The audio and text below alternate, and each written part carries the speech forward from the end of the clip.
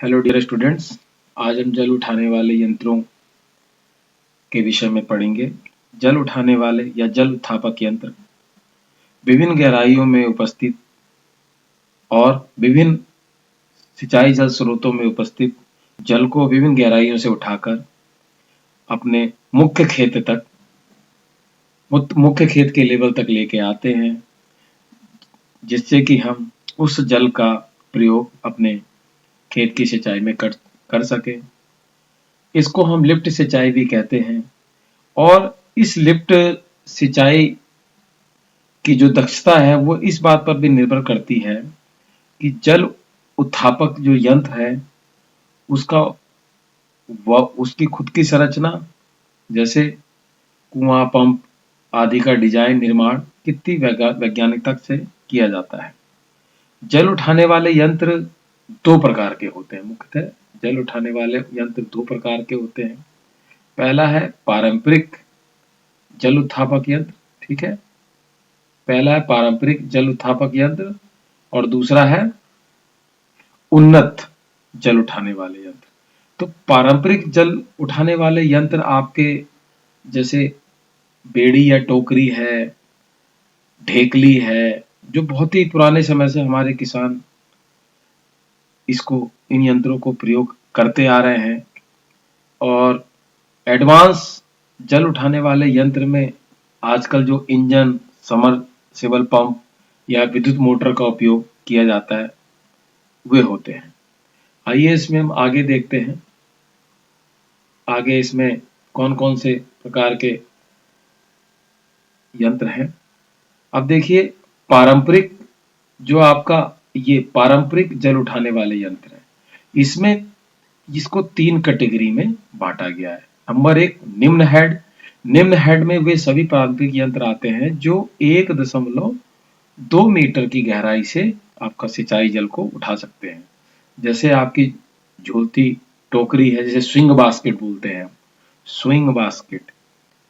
और जैसे दोन है, वाटर लिफ्ट है, ठीक है, आर्किमिडीज स्क्रू है, ऐसे करके आर्किमिडीज स्क्रू होता है, ठीक है। तो इसको आगे हम पढ़ेंगे। ऐसी मध्यम हेड है। मध्यम हेड में देखिए ये 1.2 मीटर से 10 मीटर की गहराई तक जल को उठा सकते हैं। इसमें आपका पर्शन व्हील आ जाता है। पर्शन व्हील में आप देखेंगे कि किस प्रकार एक व्हील होता है और इस पे चैन में बाल्टियां लगी होती हैं, और ये व्हील जब घूमता है तो क्या करता है कि ये जल को विभिन्न गहराई से उठाकर ये ऊपर लाता है और ये पानी यहाँ पे आपका गिरता जाएगा, जो कि सिंचाई नाली में से होता हुआ आपके खेत में चला जाएगा, ठीक है। तो ये है। उसी प्रकार से तीसरा है आपका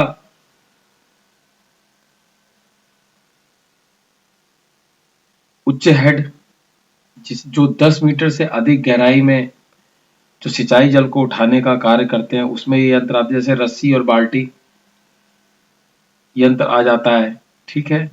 इसमें जैसे आपका मुख्य से चरसा इसमें आ जाता है, ठीक है, चरसा होता है, आगे हम पढ़ेंगे। चरसा हो गया या मोट हो गया, इसी में आगे पढ़ेंगे हम, ठीक है। अब आगे देखते हैं, 1 बाय 1 देखते हैं। आइए, तो सबसे पहले शुरू करते हैं हम इसमें। सबसे पहले शुरू करेंगे हम इसमें निम्न हेड, जो कि 0.2 से 1.2 मीटर की गहराई से हम जिसमें सिंचाई जल को ऊपर उठाते हैं। पहला है इसमें झोलती टोकरी या स्विंग बास्केट। स्विंग बास्केट में देखिए ये क्या है, प्राचीन जल उठाने का यंत्र है और यह एक टोकरी या फावड़े के समान पात्र होता है, जिसके देखिए ये टोकरी है ना, ये बास्केट जैसी संरचना है, टोकरी है, और इसके क्या है, इससे 4 रस्सियां बंधी हुई हैं, ठीक है। और इन 4 रस्सियों के द्वारा दो आदमी क्या करते हैं, इसको पकड़ के किसी 0.2 से 1.2 मीटर गहराई तक क्या करते हैं, इसको स्विंग करा के इसको पानी को लेकर सिंचाई नाली तक पहुंचाते हैं, ठीक है। तो समानतः 2 व्यक्ति संचालित करते हैं इस यंत्र को, जो स्विंग बास्केट है, और इससे जल सीधे खेत की नालियों में डाला जाता है। इसकी जल उठाने की क्षमता कितनी होती है, 0.3 से 0.5 मीटर तक। और यदि औसतन इसकी जो जल निर्वहन क्षमता होती है ये लगभग प्रति घंटा 3600 से 5000 लीटर होती है। ठीक है, 3600 से 5000 लीटर इसकी जल निर्वहन क्षमता होती है। अब इसमें देखेंगे आप कि अगर 10 घंटे तक ये स्विंग बास्केट को अगर 10 घंटे तक कार्य लिया जाए इससे, तो आप इससे लगभग 1/5 हेक्टेयर, यानी 1 हेक्टेयर में कितने मीटर स्क्वायर होते हैं आपके 10,000 मीटर स्क्वायर। इसका आप 5 भाग कर देंगे तो लगभग 2000 स्क्वायर मीटर एरिया आप इससे क्या करेंगे 10 घंटे में सींच सकते हैं। ठीक है, ये हो गया। नेक्स्ट आ जाइए, नेक्स्ट क्या है, नेक्स्ट देखते हैं। नेक्स्ट है आपका निम्न हेड में ही दोन। क्या है, दोन है। दोन में क्या है, ये एक व्यक्ति द्वारा संचालित मैनुअल यंत्र है। इसमें यह एक नाव के आकार का होता है जिसमें एक सिरा खुला और एक सिरा बंद होता है। देखिए, ये आपका कोई जल स्रोत है, सिंचाई जल स्रोत है, कोई नाली या कोई नहर हो सकती है। इसमें आपका क्या है, एक नाव के आकार की या एक बंद सिरा एक लंबी लकड़ी की छड़ी से बंधा होता है। ये एक आपके नाव के आकार की इसमें संरचना होगी बकेट जैसी। और इसमें क्या है, इसका बंद सिरा एक लकड़ी की छड़ी से बंधा होता है ये, और जो एक लीवर की तरह कार्य करता है। ठीक है, अब इसमें क्या करेगा, इसमें एक व्यक्ति व्यक्ति इस रस्सी या इस लकड़ी को और इस पे पांव रख के क्या करेगा, इसको पुश करेगा। जब इसको नीचे की तरफ पुश करेगा तो क्या होगा, ये पानी में डूबेगी। पानी में डूबेगी तो पानी क्या होगा, इसमें जल होगा, इसमें आ जाएगा। जल आने के बाद क्या होगा, इसके जस्ट उल्टी तरफ यानी अपोजिट साइड में क्या होता है, ये जिस रस्सी से बंधी होती है यहाँ पे वेट भी होता है। ठीक है, ये आपका मान लीजिए प्लॉट है और यहाँ पे वजन इसमें रखा हुआ है। तो जैसे ही इसमें पानी भरता है और जैसे यहाँ से इसमें बल को ही हटाता है, ये ऑटोमेटिकली जल को इस सिंचाई नाली में या खेत में खाली कर देता है। तो इसको हम दोन बोलते हैं और इसकी जल उठाने की क्षमता है करीबन 0.5 से 1 मीटर की गहराई तक। और इसकी औसतन जल निर्वहन क्षमता कितनी है, 9000 से 13000 प्रति लीटर प्रति घंटा। ठीक है, 9000 से 13000 लीटर प्रति घंटा। ठीक है, चलिए आगे देखते हैं हम। नेक्स्ट में देखिए, ये है आपका निम्न हेड में ही आर्कमिडीज स्क्रू या आर्किमिडियन स्क्रू। ये आप देखिए चित्र में देख पा रहे होंगे, आर्किमिडियन स्क्रू कुछ ऐसा दिखता है। देखिए, एक ये पाइप नुमा संरचना में कैसे है कि ये स्क्रू नुमा संरचना ऊपर की ओर जा रही है। ठीक है, ये देखिए कैसे ही संरचना ये ऊपर की ओर जा रही है।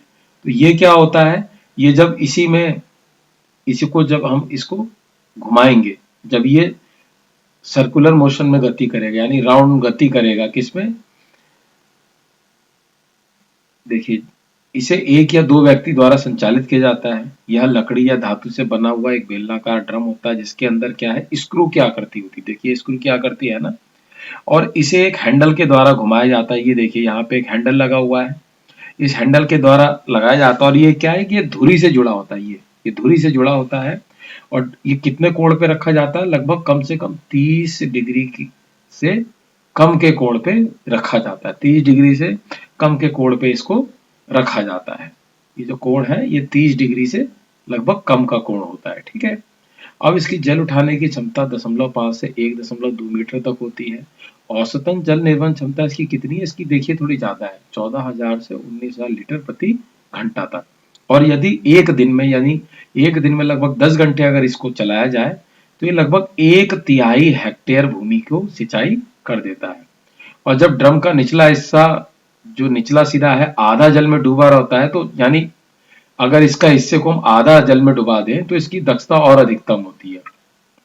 ठीक है, और जो ये स्विंग बास्केट हमने पीछे पढ़ी और जो हमने दोन पढ़ा, ये दोनों से क्या है, अधिक प्रभावी यंत्र है। ठीक है, उन दोनों से इसकी कार्य क्षमता अधिक है।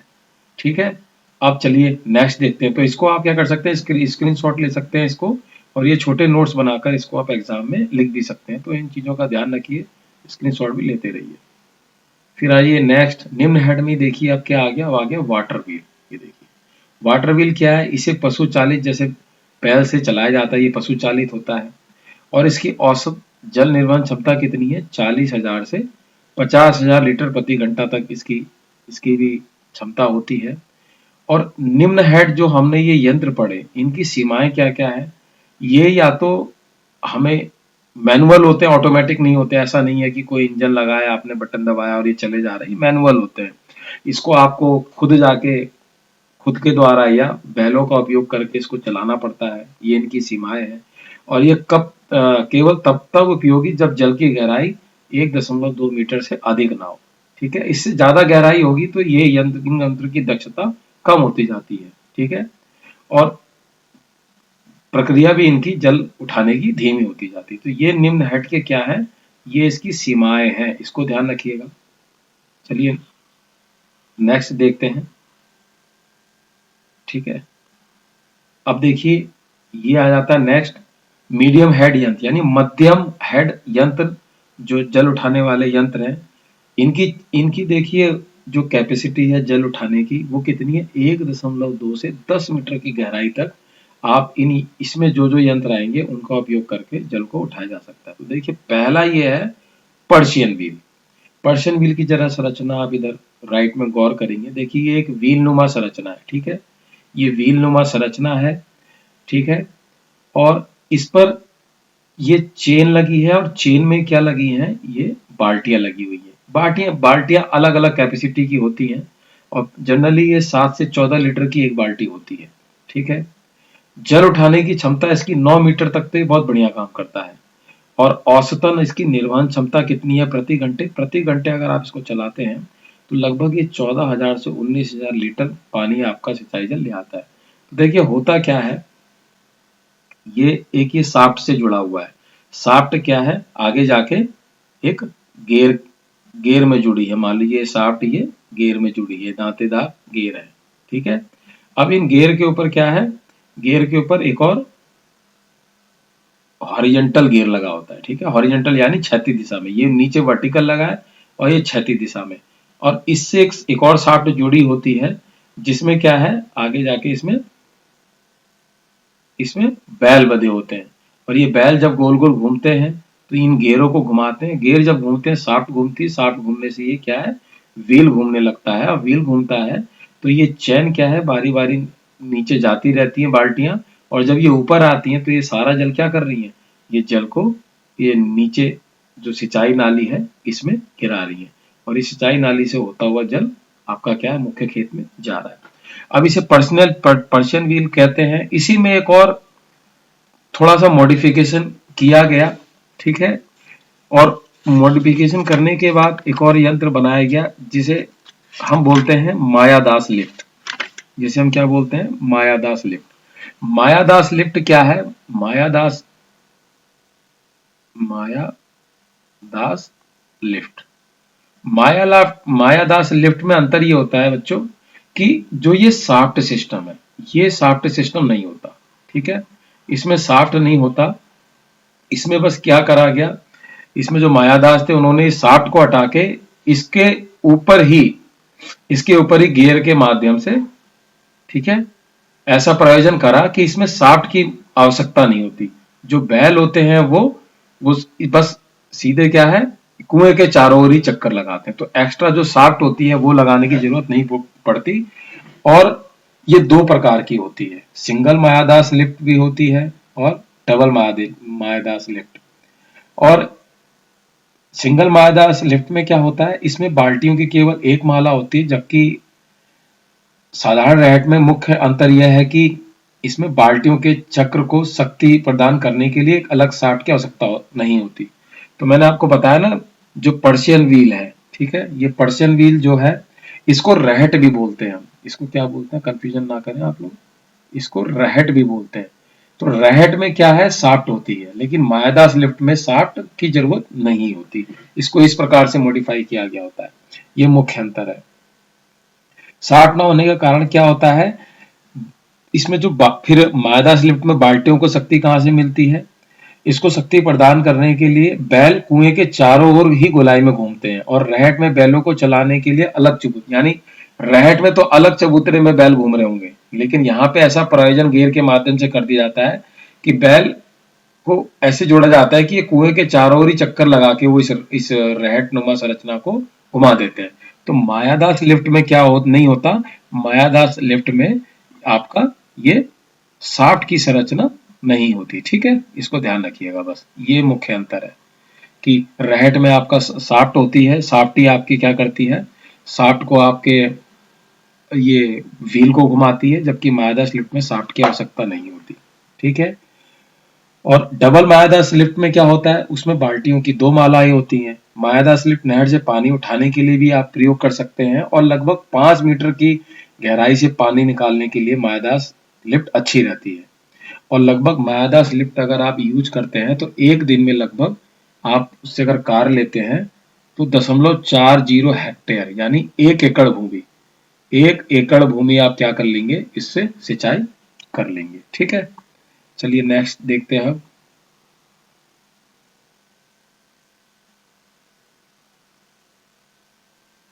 चलिए अब अब ये देखिए, ये आ गया आपका मीडियम हेड। मीडियम हेड में देखिए पहला क्या है, पहला है चेन पंप। चेन पंप में क्या है, ये एक अंतहीन चैन होती है। देखिए ये चैन है ना पूरी अंतहीन, यानी पूरी जुड़ी हुई है, कहीं से टूटी नहीं होती, जैसे आपके बाइक में होती है ना चैन, वैसे ही। जिसमें चमड़े के डिस्क या वार्सर, ये देखिए चमड़े के डिस्क या इसमें वार्सर लगे हुए हैं ना, ये चमड़े के डिस्क या वार्सर लगे होते हैं। और 2 वार्सरों के बीच की दूरी कितनी रखते हैं, 25 सेंटीमीटर। एक और चैन 10 सेंटीमीटर व्यास वाली पाइप में चलती है, जिसका निचला सिरा 60 से 90 सेंटीमीटर जल में डूबा रहता है। देखिए ये जो पाइप है ना, ये इस पाइप के अंदर से होकर ये चैन गुजरती है, इसमें वार्सर लगे हैं, और ये पाइप भी क्या होता है, 60 से 90 सेंटीमीटर ये जल में डूबा रहता है। ठीक है, जल में डूबा रहा है, और इसे एक जोड़ी बैल और एक व्यक्ति मिलकर चलाते हैं। और जबकि इसका जो क्षमता है, इसकी इसकी क्षमता है करीबन 6 मीटर की गहराई तक आप इसको बढ़िया से उपयोग में ला सकते हैं। और इसका निर्वाण दर कितनी है, 15,000 से 20,000 लीटर प्रति घंटा की इसकी जल की निर्वाण की दर है। ठीक है, अब आ जाइए नेक्स्ट नेक्स्ट आ जाता है उच्च हेड यंत्र। उच्च हेड यंत्र में आपका क्या आ गया, उच्च हेड यंत्र में आ गया आपका चरसा। चरसा देखिए क्या है, चरसा को रस्सी और बाल्टी लिफ्ट भी कहते हैं। क्यों कहते हैं रस्सी और बाल्टी लिफ्ट, आप चरसा समझिए, या समझिए कि एक रस्सी से एक बड़ी सी बाल्टी लटकी हुई है कुएं के ऊपर। ठीक है, तो इसमें होता क्या है, इसमें कुछ आपको मैं संरचना बताता ना, बाकी आप इस डायग्राम को देख लीजिएगा बुक से। मान लीजिए कुआं है, ठीक है, तो कुएं के ऊपर क्या होगा, एक पोल की सहायता से पुल्ली लगी होती है, और इस पुल्ली में क्या होगा, रस्सी की सहायता से एक बड़ी सी बाल्टी नुमा संरचना लगी रहती है। ठीक है, बड़ी सी बाल्टी नुमा संरचना लगी रहती है, और यहाँ पे प्लेटफॉर्म बना होता है, प्लेटफॉर्म ढालू लिया हुआ, देखिए लिखा है ना, इसे चरासा नहीं, इसे चरसा कहते हैं, चरासा हटा लीजिएगा। तो ये एक जोड़ी बैल इस रस्सी से बंधे होते हैं। ठीक है, एक जोड़ी बैल बंधे होते हैं, और बैल 5 से 10 डिग्री ढलान वाले मिट्टी के बने रैंप पर चलते हैं। ये ढलान 5 से 10 डिग्री का होता है, और इसकी बाल्टी की क्षमता, इस 100 से 150 लीटर की बाल्टी की क्षमता हो सकती है। 100 से 150 लीटर पानी इसमें एक बार में आ सकता है। जल उठाने की क्षमता कितनी है, ये 10 से 30 मीटर गहराई तक आप इसका उपयोग कर सकते हैं जल उठाने के लिए। और औसतन निर्वहन क्षमता इसकी कितनी है, 6,000 से 10,000 लीटर प्रति घंटा। ये कहाँ पे उपयोगी है, क्योंकि ये बहुत अधिक गहराई तक, राजस्थान में होता है ना, बहुत गहराई में पानी मिलता है, तो ये बहुत अधिक गहराई से पानी निकालने के लिए उपयोग की जाती है, सिंचाई जल को यूज करने के लिए उपयोग की जाती है। इसलिए राजस्थान में बहुत ज्यादा प्रचलित है, आज भी राजस्थान में ये टेक्नोलॉजी प्रचलित है। इसी का एक उन्नत रूप होता है जिसे हम बोलते हैं मोट, उसे हम बोलते हैं मोट। ठीक है, मोट में भी सारी संरचना सेम होती है, बस मोट में क्या डिफरेंस होता है, मोट में जो ये ऊपर बकेट होती है, मोट में जो आपके ये ऊपर बकेट होती है, ये सूंड के आकार की, ठीक है, सुंडाकार, यानी बकेट में क्या होगा आपका, सूंड के आकार की संरचना भी होती है। ठीक है, ये सुंडाकार, और ये दोनों 2 रस्सियों से बंधी होती है पुल्ली के माध्यम से। ठीक है, 2 रस्सियों के, और इसमें भी क्या होते हैं, 5 से 10 डिग्री के ढलान पे बैल चलते हैं। बस इसमें क्या होता है कि आपका चरसे के केस में एक आदमी चाहिए होता है जो उस बकेट को पकड़ के पानी को गिरा सके। लेकिन जो ये मोट है, मोट में 2 रस्सियां बंधी होती है, एक सूंड पे बंधी होती है, एक बकेट में ऊपर बंधी होती है। तो जिसके कारण ये दोनों रस्सियां जब बैल से जुड़ी होती हैं, ये ऑटोमेटिकली जब ऊपर आती है तो ऑटोमेटिकली इस सुंडनुमा संरचना से क्या होता है, पानी बाहर सिंचाई नाली में गिर जाता है। जब ये ऊपर आएगी तो ऑटोमेटिकली ये रस्सी इसको खींचेगी और ये सूंडनुमा संरचना से पानी अपने आप ही खाली हो जाएगा। तो इसमें एक आदमी यहाँ पे एक्स्ट्रा लगाने की जरूरत नहीं होती, बस इतना अंतर है, ठीक है। बाकी मोट क्या है, मोट चरसे का ही परिष्कृत रूप है, आप ये कह सकते हो, ठीक है। इसमें कंफ्यूजन ना करें। तो ये स्मॉल नोट्स हैं, स्मॉल नोट्स का ये एक मैंने आपके लिए बनाया था। आप चाहें तो देखिए, ये मोट का ये मैंने एक लाइव वीडियो से ये लिया है। देखिए इसमें, देखिए ये बकेट लगी हुई है और इसके नीचे से शुंडाकार चमड़े की संरचना लगी हुई है, ठीक है। एक रस्सी ये वजह बंधी है और एक रस्सी बाल्टी से बंधी है। और ये दूसरे चित्र में देख पा रहे हैं, ये देखिए पुल्ली के द्वारा ये रस्सी आ रही है, ठीक है, और एक रस्सी ये है, ठीक है। जब ये ऊपर आती है तो ऑटोमेटिकली क्या होता है, ये रस्सी छोटी है तो ये क्या करेगी, सुंड को खींचेगी पहले, जिसके कारण ये सुंड क्या करेगी, ये सारा पानी यहाँ पे खाली कर देगी, ठीक है। बस इसमें ये डिफरेंस होता है, बाकी सारी इसकी वर्किंग सेम ही है। अब थोड़ा और आगे देखते हैं, इसकी कैपेसिटी कितनी है। इसकी कैपेसिटी है 0.13 हेक्टेयर जल से सिंचाई कर सकती है आपके खेत की, अगर 10 घंटे तक इसका यूज करते रहे, ठीक है। फिर उसके बाद है अगला, आपका देखते हैं, अगला इसमें आ जाता है काउंटर पॉइज लिफ्ट, जिसे ढेकुली भी कहते हैं। ढेकुली देख लेते हैं क्या है। ढेकली भी देखिए, इसमें काउंटर वेट लगा हुआ है, यानी वजन लगा होता है इसके उल्टी तरफ। ये एक आपका पाइवट है, ठीक है। इसे थुन्नी भी बोलते हैं, पाइवट भी बोलते हैं, जहाँ पे बीचों बीच इसमें एक बल्ली लगी होती है। फिर इससे एक रस्सी लगी हुई है, रस्सी के साथ एक पोल है, पोल के नीचे क्या है, वाटर कंटेनर आपका लगा हुआ है, ठीक है। अब इसमें क्या है, ये लीवर के सिद्धांत पे कार्य करती है। जो काउंटर लिफ्ट है या ढेकुली किस पे है, ये आप याद रखिएगा, ये एक किस पे काम करती है, ये एक लीवर के सिद्धांत पर काम करती है ढेकुली। इसका उत्पादन अन्य जल उठाने के यंत्रों से अधिक होता है। इसके लिए पेड़ के तने का उपयोग किया जाता है। लीवर के छोटे सिरे पर पत्थर या मिट्टी से भारी भरे बोरे बांध दिए जाते हैं, जो प्रति संतुलन का कार्य, ये काउंटर वेट है ना, यहाँ पे कभी कभी क्या करते हैं, मिट्टी वाले वजन के बोरे भी बांध दिए जाते हैं। अब लंबी बांस या रस्सी के सहारे बाल्टी को जल में डुबाकर पानी उठाया जाता है। ये देखिए ना, ये रस्सी है, फिर ये लकड़ी जुड़ी हुई है, इसको जब ये नीचे की तरफ पुश करता है, दबाव डालता है, तो ये पानी में डूबती है। फिर जब इसको जैसे ही इसमें से ये अपना दबाव हटाता है, बल हटाता है, तो वजन उल्टा होने के कारण ये ऊपर आने लगती है और इसको क्या करता है, ये सिंचाई नाली में खाली कर लेता है, ठीक है। अब उसके बाद क्या है, आप देखेंगे इसका संचालन विवरण। एक व्यक्ति द्वारा ये संचालित होती है। जल उठाने ये कितना है, 1.2 से 4 मीटर तक, ठीक है, ये कार्य करती है। यानी ये मीडियम हेड जो जल उत्थापक यंत्र है, ये उसमें आएगी, आप उसमें जोड़ लीजिएगा इसको मीडियम हेड में, ठीक है।